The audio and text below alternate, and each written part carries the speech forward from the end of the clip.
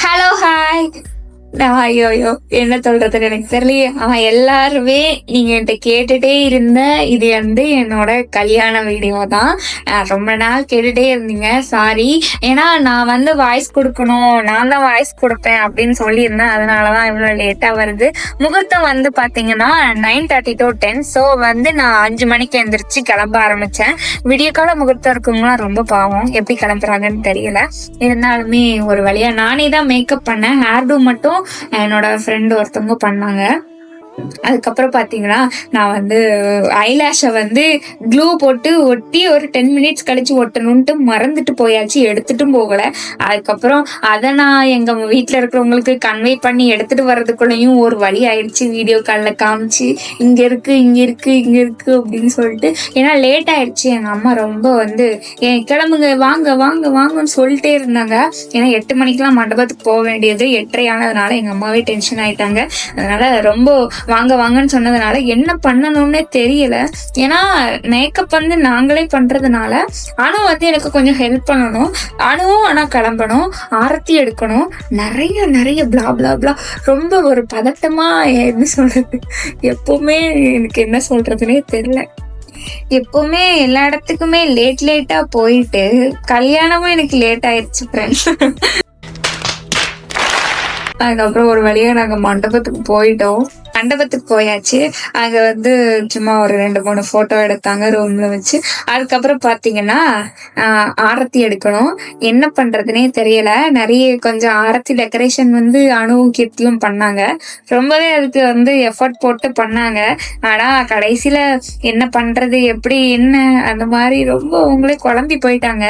ஏன்னா டைம் ஆயிடுச்சு. 10:30 9 to 10:30 வந்து முகூர்த்தம். இங்க எல்லாருமே அவசரப்படுத்திட்டு இருக்காங்க. ஆரத்தி எடுக்கணும், அது பண்ணணும் இது பண்ணணும். உண்மையாவே ஒரு மேரேஜ்னாவே ஒரு இதான் இப்படிதான் இப்படி அப்படி போகாது போல. கொஞ்சம் இதெல்லாம் குழம்பி அந்த மாதிரி போயிட்டு, அப்புறம் என் தம்பி மாலை போட்டதுக்கு அப்புறம் எங்க அம்மாச்சி வந்து கும்பத்துல ஆரத்தி எடுத்து மாப்பிள்ளைக்கு ஆசீர்வாதம் பண்ணாங்க. மாப்பிள்ளை வீட்டுல இருந்து ஒரு ஹேண்ட் பேக் மாதிரி ஒரு கிஃப்ட் கொடுத்திருந்தாங்க. மொத்தம் 11 ஆரத்தி. எல்லாமே என்னோட தங்கச்சி அவங்க கிரியேட்டிவிட்டியா ஆன்லைன்ல பார்த்து சார்ட் ஒர்க் மாதிரி பண்ணி நல்ல ஒரு டிஃப்ரெண்டா இருந்துச்சு. நல்லா பண்ணியிருந்தாங்க. நானும் அவங்களுக்கு இதை விட நல்லா பண்ணணும்னு நினைச்சிருக்கேன். அதுக்கப்புறம் பார்த்தீங்கன்னா இந்த ஆரத்தி எடுக்கிறதே ரொம்ப நேரம் ஆயிடுச்சு. அதுக்கப்புறம் புடவைய வந்து என்கிட்ட வந்து கொடுத்து, அதுக்கும் புடவை கட்டி எப்படி ஒரு புடவைங்க. ஆனா அயன் பண்ணி எல்லாமே பண்ணிருந்தோம். இருந்தாலுமே கொஞ்சம் லேட்டு, கொஞ்சம் பின் பண்ணணும், இதெல்லாம் இருக்குல்ல, அதெல்லாம் யோசிக்கணும். சீக்கிரம் வாங்க எப்படி சீக்கிரம் வர முடியும். அதுக்கப்புறம் பாத்தீங்கன்னா என் தம்பி வந்து மாப்பிள்ளைக்கு வந்து செயின் போட்டுட்டு அவனை கூட்டிட்டு வரணும் அப்படிங்கிற மாதிரி நிறைய சொல்லியிருந்தாங்க. அதுக்கப்புறம் நான் வந்து சாரி வாங்கிட்டு மேலே போயிட்டேன். ஆனா கூட்டிட்டு வர்றதுக்குள்ள ஒரு வழி ஆயிட்டேன். நான் போட்டிருந்த ஜுவல் செட் வந்து எனக்கு வந்து வினோக்கா வந்து கொடுத்தாங்க. அவங்களோட பர்சனல் யூஸ்க்கு வாங்கியிருந்தாங்க. எனக்கு வந்து அது கொடுத்துருந்தாங்க. நல்லா ஒரு ஹாப்பியா இருந்துச்சு. எப்படி சொல்றது, நான் சொல்லியிருந்தேன் என்னெல்லாம் பண்ணலாம் அப்படின்னு ஐடியா கேட்டிருந்தேன். எனக்கு வந்து சொன்னாங்க, பவி என்கிட்ட ஜுவல் செட் இருக்கு, நான் உனக்கு கொரியர் போட்டு விட்டுறேன் அப்படிங்கிற மாதிரி சொன்னாங்க. எப்படி சொல்றது, எனக்கு நிறைய பேர் இருக்கிறாங்க அப்படிங்கிற மாதிரி நிறைய சப்போர்ட்டா இருந்துச்சு. ஒரு வழியா என்னை சாரி கட்டிட்டு என்னை கூட்டிட்டு வந்துட்டாங்க. அப்ப வந்து பாத்தீங்கன்னா டைம் 9:30க்கு நினைக்கிறேன். டைம் ரொம்பவே ஆயிடுச்சு. இருந்தாலும் போட்டோ எல்லாம் எடுத்துட்டு எனக்கு வந்து என்னோட மேக்கப் நானே பண்ணது எனக்கு ரொம்ப ஒரு எப்படி சொல்றது, நான் ஒரு மேக்கப் ஆர்டிஸ்ட் மாதிரி நான் ஃபீல் பண்ண மாதிரி இருந்துச்சு. அதுக்கப்புறம் என்னோட சிஸ்டர் எல்லாம் கோயிலுக்கு வரல, கோயில்ல வச்சுதான் கல்யாணம். மண்டபத்துல இருந்து இப்போ நாங்க கோயிலுக்கு கிளம்பி போயிட்டு இருக்கோம். நல்ல ஒரு என்னால அவங்களும் சரியா கிளம்பல. நல்ல ஒரு போட்டோ எல்லாம் எடுத்துட்டு ஒரு இடத்துக்கு போனாலே இருங்க வீடியோ எடுக்கணும், போட்டோ எடுக்கணும் அப்படிங்கிற மாதிரி கொஞ்சம் நல்லா இருந்துச்சு. அதுக்கப்புறம் ஒரு வழியா நாங்க வந்து கார்ல ஏறி உட்காந்தாச்சு போனான்ட்டு. அதுக்கப்புறம் என்னோட ஃப்ரெண்ட்ஸ் எல்லாமே இப்போ கோயில்ல எனக்காக வெயிட் பண்ணிட்டு இருக்காங்க. அது ஒரு நல்ல காமெடியா இருந்துச்சு. அதுக்கப்புறம் இவங்க வந்து மொய்லாம் வாங்கணும், வரவங்கள வந்து வெல்கம் பண்ணணும் அப்படிங்கிறதுனால அனு வந்து சாப்பிடணும், இங்கேதான் சாப்பாடு இருக்கு. ஸோ அவங்க வந்து கோயிலுக்கு வர முடியல. எனக்கு அவங்க வரணும்னு ரொம்ப ஆசை. இருந்தாலும் அவங்க கோயிலே இருந்தாங்க, மண்டபத்திலே இருந்தாங்க. நாங்க மட்டும் கோயிலுக்கு போயாச்சு. கோயிலுக்கு போயிட்டு அங்க போனா கோயில்ல கொடுக்க வேண்டிய ஃபார்ம் எல்லாம் எங்க அம்மா வீட்டுல வச்சுட்டு வந்துட்டாங்க. ரொம்ப எப்படி சொல்றது, முகூர்த்த டைம் தாண்டிருச்சு. ஏன்னா 10 மணிக்கு தான் நாங்க 10:15 கோயிலுக்கு போயிருக்கோம். எங்க வீட்ல இருந்து 20 நிமிஷம் வீட்டுக்கு போயிட்டு வர்றதுக்கும். அதனால அந்த ஃபார்ம மறந்தனால முகூர்த்த டைம் மாறிடுச்சு. ஒரு வழியா கோயிலுக்கு வந்து போட்டோலாம் எடுத்துட்டு அங்க நல்லா எப்படி சொல்றது, 10:30க்கு முகூர்த்தமா, அது இல்லைன்னா 12 மணி முகூர்த்தம். கிட்டத்தட்ட 1.5 மணி நேரமா அங்கேயே நின்று காலெல்லாம் வளைச்சு காலையில சாப்பிடல. ஏன்னா டைம் ஆயிடுச்சு, சாப்பாடெல்லாம் எதிர்பார்க்க முடியாது நம்மளுக்கு கல்யாணம்னு நினைச்சோம்னா சொல்லிட்டு ஒரு வழியா அங்க என்னோட ஃப்ரெண்ட்ஸ் எல்லாம் வந்திருந்தாங்க. நிறைய பேர் வந்து மொய்லாம் கொடுத்துட்டு போனாங்க கோயிலே. ஏன்னா டைம் ஆயிடுச்சு, நிறைய பேர் சாப்பிடவே இல்லை. அதெல்லாம் எங்க அம்மாவுக்கு ரொம்ப வருத்தமா இருந்துச்சு. ஏன்னா இந்த ஃபார்மை மறக்கலன்னா கண்டிப்பா எல்லாருமே நல்லா கவனிக்க முடியாம போயிடுச்சு. எங்க அம்மா ரொம்ப வருத்தப்பட்டாங்க. இவங்கெல்லாம் என்னோட ஆஃபீஸ் ஃப்ரெண்ட்ஸ் வந்து எனக்கு வந்து நல்லா சப்போர்ட்டிவா இருந்தாங்க. வினோக்கா ஃபேமிலியோட வந்திருந்தாங்க. அதுக்கப்புறம் வந்து நிறைய பேரு வந்து எனக்கு வந்ததெல்லாம் ரொம்ப ஆச்சரியமா இருந்துச்சு. அதுக்கப்புறம் வந்தவங்க எல்லாம் கொஞ்சம் கொஞ்சம் போட்டோ எடுத்துட்டு போனாங்க. இன்னொரு சர்ப்ரைஸ் எனக்கு காத்துட்டு இருந்துச்சு. ஏன்னா நான் காலேஜ் வந்து ரொம்ப லாங்ல, எனக்கு தென்காசி. ஸோ அங்க இருந்து இங்க காஞ்சிபுரத்துக்கு நிறைய பேரால வர முடியாது. இருந்தாலுமே எனக்காக வந்து ஜெனிஷா வந்தது ரொம்ப சர்ப்ரைஸா இருந்துச்சு. ஃபர்ஸ்ட்ல இருந்து வரேன் அப்படின்னு சொல்லிட்டு லாஸ்ட் டைம்ல இல்ல எனக்கு சிச்சுவேஷன் இல்லை அப்படின்னு சொல்லிட்டு எப்படி சொல்றது, ஒரு தெரியாத இடத்துல என்னை கான்டாக்ட் பண்ணாம வந்து என்ன சர்ப்ரைஸ் பண்ணது எனக்கு ரொம்ப சர்ப்ரைஸா இருந்துச்சு. நிறைய பேரால வர முடியாது, இருந்தாலும் பரவாயில்ல. நானுமே நிறைய பேருக்கு என்னால இங்க இருந்து போக முடியாம இருந்திருக்கு. இருந்தாலும் பரவாயில்ல, நான் அதை அக்செப்ட் பண்ணிக்கிறேன் அவங்களோட பாயிண்ட் ஆஃப் வியூல இருந்து.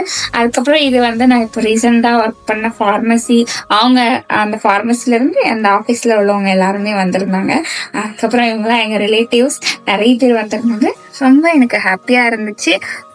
மோஸ்டா அப்புறம் வந்து பாத்தீங்கன்னா கோயில்ல வந்து அந்த உள்ள வந்து இந்த கருவூலத்துல வந்து போட்டோலாம் எடுக்கக்கூடாது, ரொம்ப ரெஸ்ட்ரிக்ட் பண்ணாங்க. எடுக்க முடியல எங்களால கல்யாணத்தை. இருந்தாலும் ஒரு வழியா எங்க அம்மா ஃபார்ம் எடுத்துட்டு வந்துட்டாங்க. அதுக்கப்புறம் நல்ல நேரம் பார்த்து அவங்க அம்மா அப்பா எங்க அம்மா அப்பா எல்லாரும் சைன் போட்டு ஒரு வழியா கோயிலுக்குள்ள போயிட்டு கல்யாணம் முடிஞ்சிருச்சு. எத்தனை மணிக்கு, 12 மணிக்கு நினைக்கிறேன். நல்லா எனக்கு ரொம்ப எப்படி சொல்றது, நான் நடக்குமான்னு நினைச்சது நடந்தது. எனக்கு ரொம்ப சந்தோஷமா இருந்துச்சு. ஒரு வழியா எல்லாருமே கையெழுத்து போட்டு முடிச்சு சாட்சிக்கு அவங்களுக்கு இவங்களுக்கு அப்படின்ட்டு சைனே ஒரு 1/4 மணி நேரம் வாங்கியிருப்பாங்க. அதுக்கப்புறம் கோயிலுக்குள்ள போக சொன்னாங்க. கோயிலுக்குள்ள போக சொல்லிட்டு அது இது நிறைய ஒரு பூஜைக்கு சாமான் நினைக்கிறேன் அதெல்லாம் வாங்கிட்டு உள்ள போயிட்டு போட்டோ. எனக்கு வந்து மேரேஜ்னா இந்த தாலி கட்டுற மூமெண்ட் அந்த இதெல்லாம் கொஞ்சம் பெருசா இருக்கும். ஏன்னா நான் வீடியோனா ரொம்ப ஒரு மாதிரி இருப்பேன். இருந்தாலும் அந்த இடத்துல அதெல்லாம் பண்ண முடியல எனக்கு. இருந்தாலும் இன்னொரு பிளஸ் ஹாப்பினஸ் அந்த கோயில்ல நடந்ததுனால எனக்கு ஒரு நல்லது நடந்தது அப்படின்னு நான் நினைக்கிறேன். ஸோ எனக்கு அதெல்லாம் வந்து அந்த அளவுக்கு எனக்கு பெருசா தெரியல. கடைசியா கல்யாணம் முடிஞ்சிருச்சு. முடிஞ்சதுக்கு அப்புறம் பாத்தீங்கன்னா தொண மாலை அந்த மாலைன்ட்டு மாலையே என் கழுத்துல ரொம்ப வெயிட்டா இருந்துச்சு. அந்த ஹேரும் எனக்கு ரொம்ப வெயிட்டா இருந்தனால என்ன பண்றது, ரொம்ப கழுத்து வலிக்க ஆரம்பிச்சுட்டு அதுக்கப்புறம் ஒவ்வொரு ப்ராசஸும் பண்ணி மெட்டி போடுறது, அதுக்கப்புறம் அந்த செயின் போட்டுட்டு நிறைய ப்ராசஸ் நடந்துட்டே இருந்துச்சு. அதுக்கப்புறம் கோயில்ல வச்சு 2-3 போட்டோ கல்யாணம் ஆன மாதிரி எடுத்து நிறைய நடந்துச்சு. அதுக்கப்புறம் தான் ஒரு வழியா நாங்க மண்டபத்துக்கு போனோம். மண்டபத்துக்கு போனாதான் மாலை கழட்டணும்ன்ற மாதிரி சொல்லிட்டாங்கன்னு நினைக்கிறேன். அதுக்கப்புறம் அந்த மாலை கொஞ்சம் ஏன்னா கழுத்து ரொம்ப வெயிட் தாங்க முடியல என்னால எனக்கு அந்த ஜடா வேற வெயிட்டா ரொம்பவே கஷ்டமா இருந்துச்சு. அதுக்கப்புறம் பாத்தீங்கன்னா மாலை மாத்தி சொல்லியிருப்பாங்க. அவங்க எனக்கு மாலை போடுவாங்க, அவங்களுக்கு நான் மாலை போடணும். அப்படியே மாத்தி மாலையை மாத்தி போட்டு பூஜை பண்ணி கோயிலை விட்டு வெளியே போறதுக்கு கொஞ்சம் ரொம்ப நேரம் ஆயிட்டு.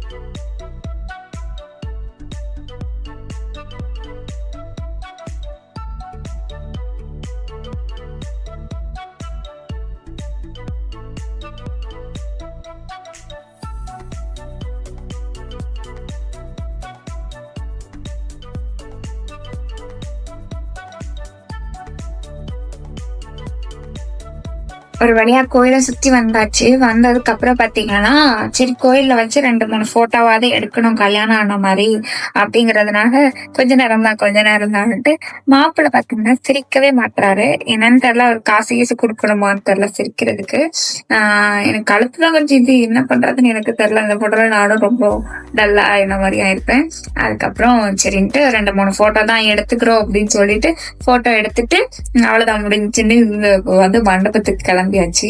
அதுக்கப்புறம் ஒரு வழியா மண்டபத்துக்கு போய் என்னோட தங்கச்சிய பார்த்தேன்ப்பா. அப்பதான்ப்பா எனக்கு கொஞ்சம் உயிர் வந்துச்சு.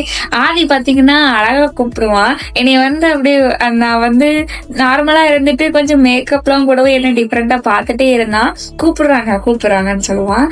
நிஜமா ஆதி. அதுக்கப்புறம் ஆதியோட கை பிடிச்சிட்டே போயிருப்பேன் பாருங்க.